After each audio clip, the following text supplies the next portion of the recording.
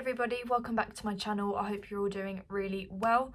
Apologies again that this video is late. I've actually really hurt my neck. I woke up really feeling in pain on Tuesday morning, headed to my GP, and apparently I have a trapped nerve in my neck, so that's fun. I've been in a lot of pain and I've been in bed for like 3 days, so I wanted to kind of get up and see how I get on really, so I thought I'd film a video for you guys today.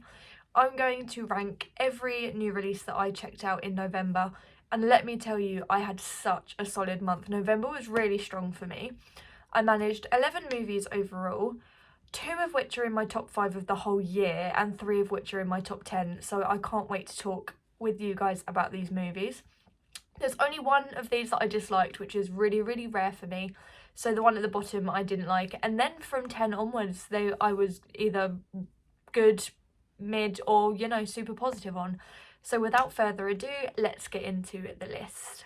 In 11th place, I unfortunately have Xmas, which is kind of the first Christmas movie I watched this festive season. It's a freebie release, which is on Amazon. It's their version of Tubi, basically, so it's got loads of free movies on there with adverts. I purely watched Xmas because I love Leighton Meester, who plays Blair in Gossip Girl, and this film also had Robbie Amell in it. But unfortunately, it was super bland.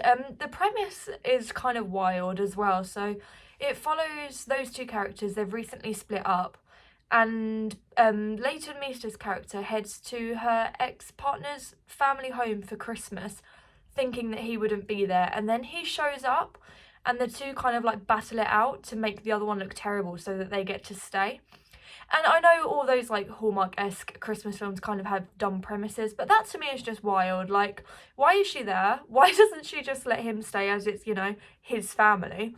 So they kind of just get up to these hijinks that kind of make each other look terrible, and none of them are really funny. The pair really lack chemistry, which is a shame, and the bickering in the movie makes it really hard to root for them.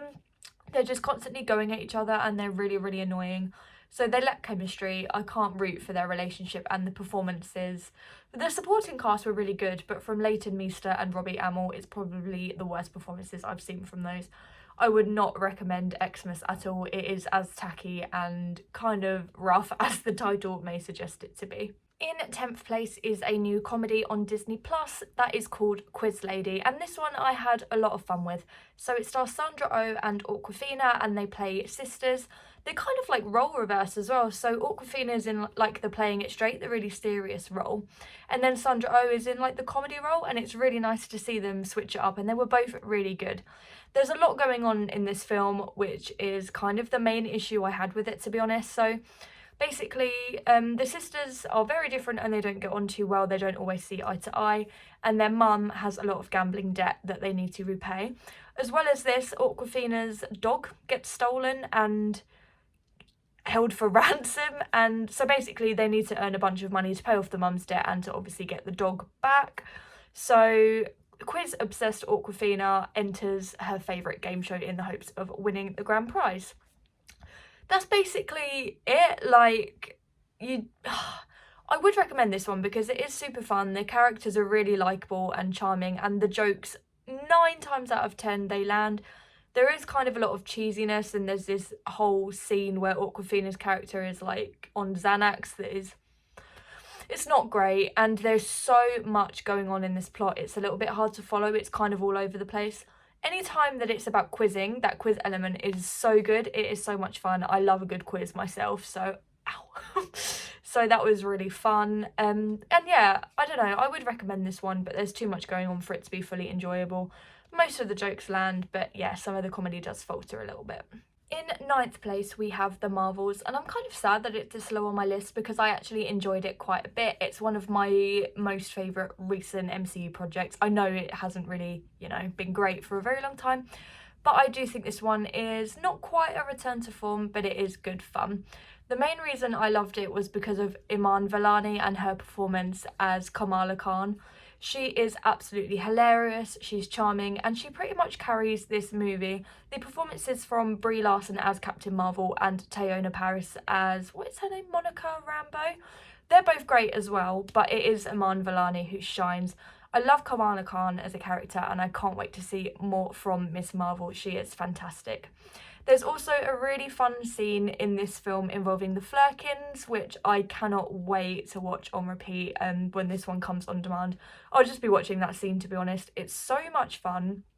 It's really funny, and it has the best music supervision I've ever seen in my life. The song that they choose for this scene just, it ties it all together so nicely. I don't want to spoil it, but it is so much fun. I did like Captain Marvel as a character, but I do feel like we're missing some character development between Captain Marvel and this film. It feels like we're doing so much with so many characters in this new one that we forgot that we need to kind of develop her character, because she's still in her I don't know who I am, I don't know much of my past era. So it would have been nice to get more of a, you know, to tie that up a little bit more. And there's also a scene in the middle of this film where they go to a certain place and start singing, and it was really cringy. I really didn't like it. At first it made me laugh, but then the longer it went on for, the more I was totally cringed out. If you've seen the movie, which I'm sure you have by now, you know exactly what I mean. It also kind of feels a little bit inconsequential. I really liked it. It was fun, but in terms of like the bigger picture, it does point to some things in the post-credits scene and the scene right at the end of the movie. It points to some things to come that I'm very excited for, but the actual plot of the movie as a whole, I don't know. I enjoyed it, but it was still missing something. But I'm just glad I got to have fun with these three awesome women, because they were so much fun. In 8th place, we have Napoleon, which I'm kind of mixed about too, because I was really looking forward to this one. Obviously, I love Ridley Scott, I love Joaquin Phoenix, so I was really excited to see what they could do with this story. I was very surprised, sometimes in a good way, sometimes in a bad way. So I don't really need to go into the plot of Napoleon here. It's kind of just covering his life and his biggest triumphs and things like that. Ridley Scott does something really interesting. He adds in a lot of humour to the film, which really does work, and Joaquin kind of plays Napoleon his way. It's not meant to be a really true-to-life biopic. The plot does kind of take a lot of liberties, so if you love your history, you might be a little bit disappointed with that. But Scott and Phoenix do it their own way, and I think there's something admirable within that. It's different to any other biopic we've seen because of that, and although I do kind of wish I got more of a picture of who Napoleon was as a whole and some more kind of truth within that, I don't mind what we got. I enjoyed it. My main issue that I had with the movie was the pacing. This was 2.5 hours long, and it felt longer than that. We've had some really long movies this year, so we've had Oppenheimer clocking in at 3 hours and Killers of the Flower Moon at 3.5. I did not feel the runtime length at all with those, but with Napoleon, unfortunately, I did. However, there is so much to admire here. The battle scenes are absolutely freaking insane. They are shot so beautifully, and there's one that takes place on a frozen lake, which is just amazing. It's so well shot, it's tense, it's just Ridley Scott doing what he does best, and I really admired it for that. Joaquin Phoenix is obviously a fantastic Napoleon. His performance is pretty flawless, but stealing the show entirely is Vanessa Kirby. Her performance as wife Josephine is absolutely phenomenal, so much so that I cared more about her and the romance between her and Napoleon than Napoleon and his battles and all of that. I kind of wish this was a Josephine film, just because of how much she made me invested and believe in this character. Amazing chemistry between the two as well. Both amazing performances, but the main reason I love Napoleon was for Vanessa Kirby's fantastic performance. She was great. In 7th place, we have Eli Roth's Thanksgiving, and I absolutely had a blast with this. I thought it was so fun. The reason I liked it and disliked it, sort of the same reason. So what I loved is how, like, slasher it felt. Like, Eli Roth is known for his kind of gruesome, gory, body horror kind of that sort of thing, and this movie is based on the Grindhouse trailer that came out like 15 years ago that is very gritty. It does have that Grindhouse feel. It's very exploitative. Thanksgiving is your traditional slick, polished slasher in the same vein as like Scream and stuff like that, and for that I really enjoyed it. It was easier to stomach than a lot of Eli Roth's other films, and I do think this is his best effort so far.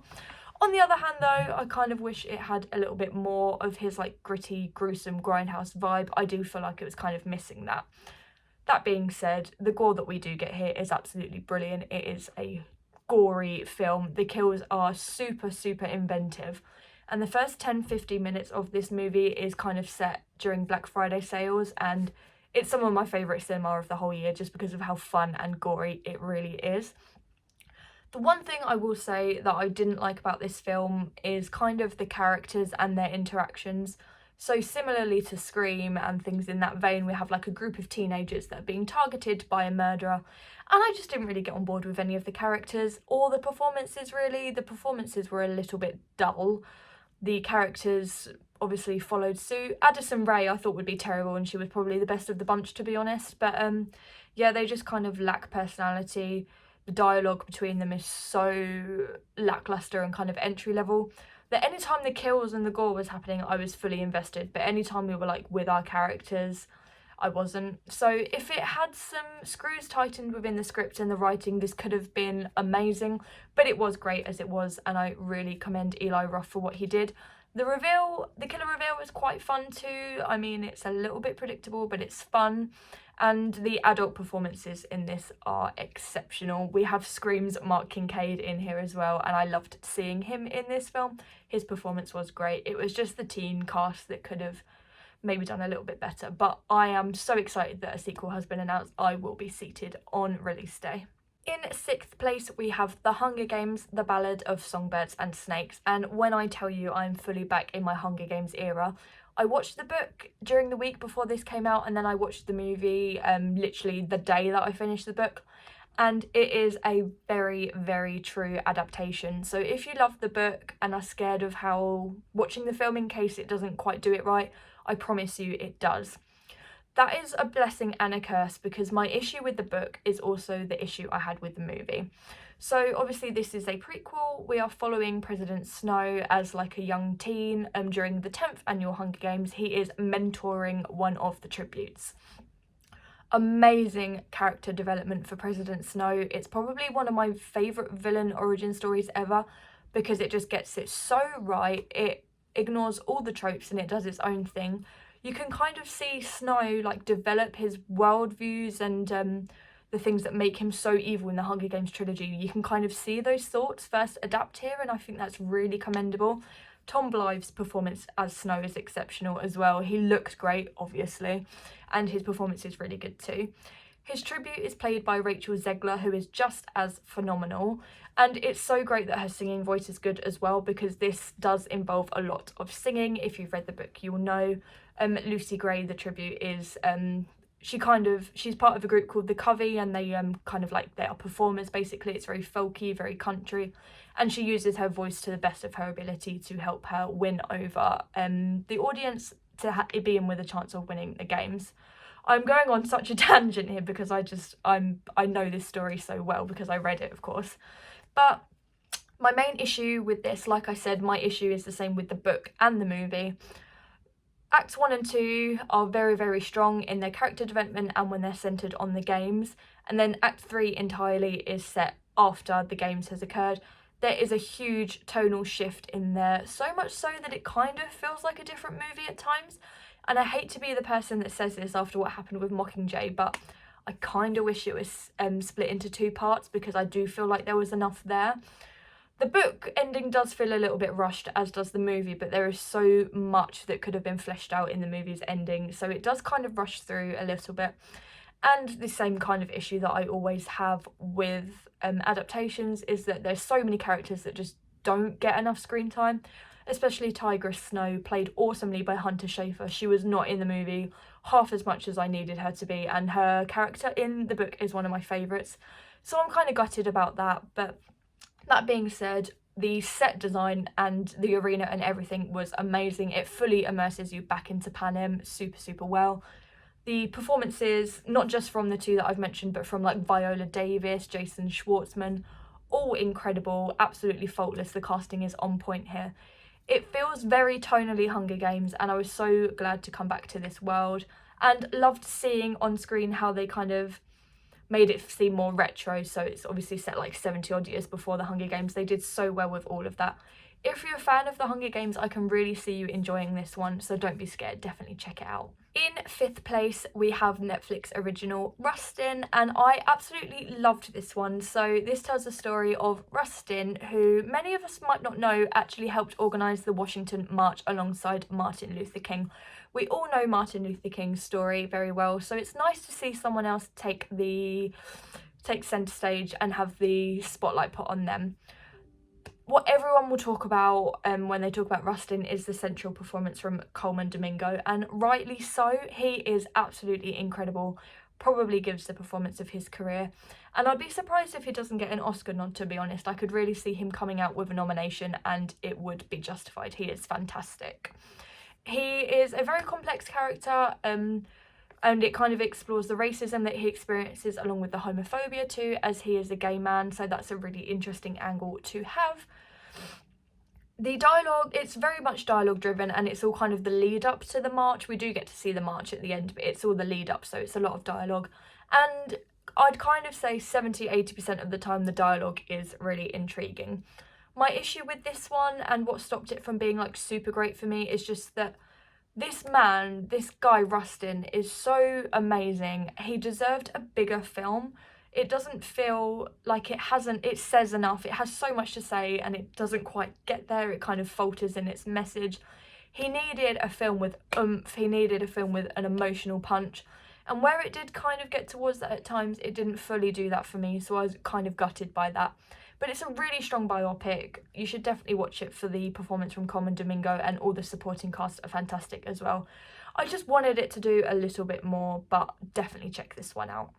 In 4th place, this shows you how much of a good month I had, considering this film is at number 4.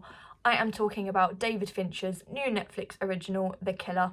One of my most anticipated for the year, starring Michael Fassbender as a kind of, I don't want to say too much, because whenever I explain this film to someone it sounds really boring, but it's not. It's really interesting. So he's playing a hitman that's basically out for revenge.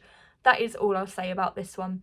The performance from Michael Fassbender is absolutely fantastic, and there's kind of like a monologue that he gives throughout the film, like his own narration, and I enjoyed that as well. He delivered the dialogue so slick, so beautifully. I absolutely loved it. What was a blessing and a curse is that the story is very simplistic for a Fincher. He doesn't do as much as he normally does. It is a tale of a hitman out for revenge. And whilst I liked that, and I liked that it was very focused and very easy to follow, I kind of missed a bit more of his intricacies. You can definitely see his filmmaking all over this. Like, the cinematography is beautiful. Everything's really meticulously crafted in the script and the storyline. I just, similarly to Rustin really, I just think it missed something. There were scenes that were a little bit boring at times. I was mostly engaged. I don't want to make it sound like I hated this movie, because I didn't at all. I gave it 4 stars out of 5. I thoroughly enjoyed it. It was just, for a Fincher movie, it kind of disappointed me a little bit, just because I was expecting something a little bit more. That being said, glad it was easy to follow. I liked its simplistic story, and I'm glad that it allowed Michael Fassbender to take front and centre and be as incredible as he is. Tilda Swinton is also in this film, and I loved her performance. When do I not? She's just amazing. So yeah, I'm a little bit disappointed with The Killer. I was kind of expecting it to be around the 5/4.5 territory, and it wasn't, but I did really enjoy it. In 3rd place, we have sophomore film from Emerald Fennell. We have Saltburn. And my oh my, I could go on about this film for freaking ages, because I loved it so much. It is best to go into this one as blind as you possibly can, because you just have to kind of sit with it and go along with it. So this is set in 2006, and it follows Barry Keoghan's character, who is at boarding school. He's kind of a Billy No-Mates. He's struggling to fit in. So he tries to get in with the cool gang that is headed by Jacob Elordi's character. And then he does get in with them. He becomes really good friends with them, and he's invited to spend summer with them in Saltburn in the UK, at their mansion, basically. That is all I'll say about this film. You really seriously need to go in as blind as possible. If you're watching it for the performances alone, you will not be disappointed. I say this every time I talk about Barry, but I think this may be his best performance. If not, it's up there. but hands down it is the best performance of his career by Jacob Elordi. Bearing in mind I have not yet seen Priscilla. They are so good in this film. They are magnetic. Everything they do, you're just completely immersed and sucked in. The supporting cast is also amazing as well. We've got Rosamund Pike in here being a bisexual, hilarious icon. She has like the wittiest dry humour and she delivers it super well. That dry humour runs all the way through the script and I really liked it. It's very dark, it's very dry, and it will take a certain audience to appreciate that. But if you like that sort of humour, that British dry, dark humour, you will absolutely love this film.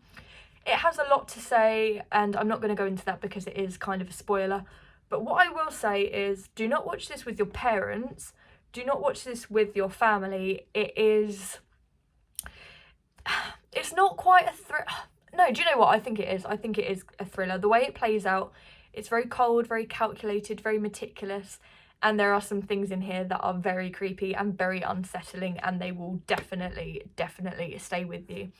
The cinematography as well was also freaking stunning. Like, there's so many beautiful colours and it really focused on setting the scene, and it has like a collagey kind of aspect to the cinematography as well. If you've seen it, you'll kind of know what I mean. It's really hard to explain, but it's shot so beautifully. Every shot is literally a painting. The performances are insane and it takes you to places you will not be expecting. It is definitely one of the best films of the year. I wouldn't say so far, but it's like December, so you know, one of the best films of the year. Emerald Fennell does it again. Do not sleep on this one. In my number 2 spot, and I'm so glad I get to do this, I have a Christmas film in my number 2 spot. You will know what I'm talking about already. Of course, I am talking about The Holdovers. This centres on a prep school who has a few students that need to stay over for Christmas for whatever reason, and a teacher is selected to stay with them. Some stuff goes down and it ends up that a lot of the lads can leave and go on like a ski trip, but there is one guy that can't go with them and he stays, and it explores the bond that he forms with this teacher. Oh, it's one of those films where you really say they don't make it like this anymore. It has like that 70s, 80s movie kind of vibe, like set then, yes, but also it feels like it was made then, and I find that really hard to explain, but if you've seen the movie you'll understand what I mean. Paul Giamatti is in the lead and he gives the performance of his career. It is freaking insane. I loved him. I was also really surprised to find that the guy in the role of the student has never acted before. Not in TV, not in a short. This is the only performance I can find from him on the internet. Do correct me if I'm wrong. But if this is a breakthrough performance, I'm utterly blown away, because as much as Paul Giamatti deserves an Oscar nod, oh my god, Dominic Sessa does as well. He is outstanding. Like, he carries so much nuance, so much emotion, and despite his character doing things that you don't agree with a lot throughout the movie, he is so freaking likeable. It is so fun to see this bond develop between these two people, and having that Christmas snowy backdrop is also so much fun.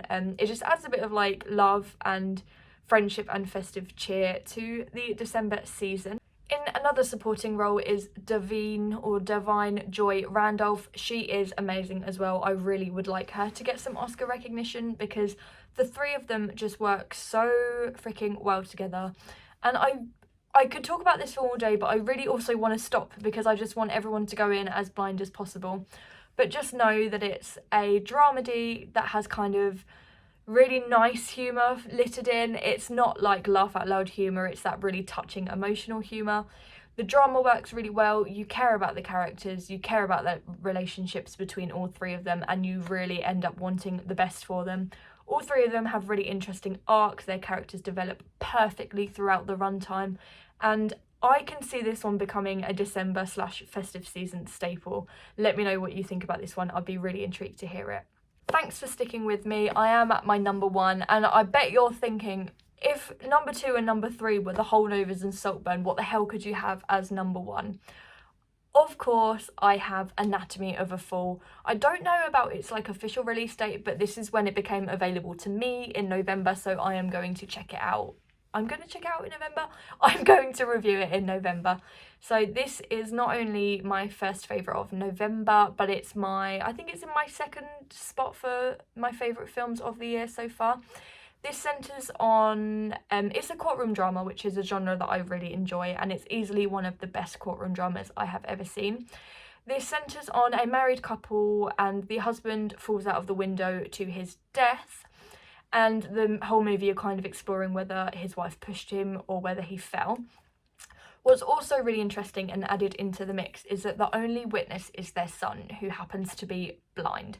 So obviously he doesn't know what happened either, and he feels very torn because it's about his parents who are his world, and it's just such an intriguing premise. The courtroom stuff is obviously, the whole film is dialogue driven basically, but the courtroom stuff is done really well. You will be on the edge of your seat the entire time. I think this is my favourite script of the year, as well as Oppenheimer. It's just so well written, it's so engaging. I've got hiccups, can we not with that? The lead performance in the wife role is Sandra Hüller. I'm really sorry I've butchered that. She is freaking incredible. I don't know if she will get an Oscar nod, but I'd really like to see her get one because it's one of my favourite performances of the year, if not my top favourite.